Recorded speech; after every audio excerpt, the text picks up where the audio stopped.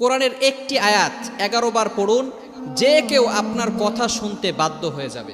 কোরআনের এত পাওয়ার, আল্লাহ পাক রব্বুল আলামিন এমন একটি কোরআন দিয়েছেন, ওয়ানুনাজ্জিলু মিনাল কোরআনি মা হুয়া শিফাউ ওয়া রাহমাতুল লিল মুমিনিন। এই কোরআন হচ্ছে সমস্ত রোগের জন্য শেফা স্বরূপ এবং সমস্ত মানুষের জন্য রহমত স্বরূপ। এজন্য এই কোরআনের ভিতরে আল্লাহ তাআলা সব কিছু দিয়েছেন।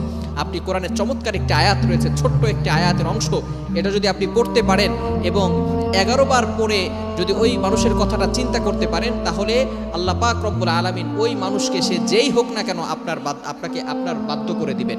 তবে ভালো করে মনে রাখতে হবে, এটা হারাম কাজে লাগানো যাবে না, অবৈধ কাজে এটাকে খরচ করা যাবে না, হালাল পন্থায় খরচ করতে হবে। অনেক পিতামাতা পেরেশান হয়ে গেছে যে সন্তান কথা শুনে না, সন্তান পিতামাতার বাধ্য হয় না। অনেক সময় দেখা যাচ্ছে যে মেয়ে খারাপ কাজ করতেছে, ছেলে খারাপ কাজ করতেছে, কিন্তু মা বাবা কিছু করতেও পারতেছে না। এজন্য পিতামাতা যদি এই আয়াতটি 11 বার পড়ে, তাহলে সন্তান তার কথা শুনবে। এবং অনেক সময় স্বামী স্ত্রীর বাধ্য হয় না, স্ত্রী স্বামীর বাধ্য হয় না। যদি এমন হয়ে যায়, তাহলে যদি এই আয়াতটি 11 বার পড়া যায়, তাহলে আল্লাহ পাক রব্বুল আলামিন যে পড়বে তাকে তার বাধ্য করে দিবে। এজন্য অবশ্যই কোরআনের পাওয়ার আমরা বুঝতে পারবো যদি আমলটা করতে পারি। এজন্য, এবং এটা মনে রাখতে হবে, হারামভাবে করা যাবে না। অনেকে আছে গার্লফ্রেন্ডের জন্য ব্যবহার করবে, একটা মেয়েকে ভালো লাগছে, তাকে হারামভাবে উপার্জন করার জন্য সে যদি এই ধরনের আয়াত পড়ে, তাহলে কিন্তু কোনো কাজ হবে না। ভালো করে মনে রাখবেন। এবং এই যে আমলটা আছে, আমলটা করার জন্য আপনাকে 3টি শর্ত পালন করতে হবে। 1 নম্বর হচ্ছে আপনি নামাজ পড়বেন।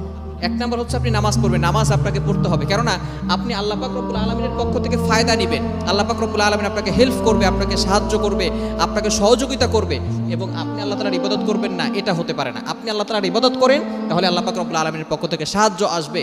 শুধু আপনি এই আয়াতটা পড়বেন আর আল্লাহ তাআলার ইবাদত করবেন না, আল্লাহ তাআলার সাথে নাফরমানি করেই যাবেন, তাহলে কিন্তু আল্লাহ তাআলার পক্ষ থেকে সাহায্য আসবে না। 1 নম্বর কাজ হচ্ছে আপনি নামাজ পড়বেন, কেননা ইবাদতের ভিতরে সর্বশ্রেষ্ঠ ইবাদত হচ্ছে নামাজ। এজন্য নামাজ পড়তে হবে। Prayer is the greatest form of worship. সমস্ত ইবাদতের ভিতরে সর্বশ্রেষ্ঠ হচ্ছে ইবাদত নামাজ।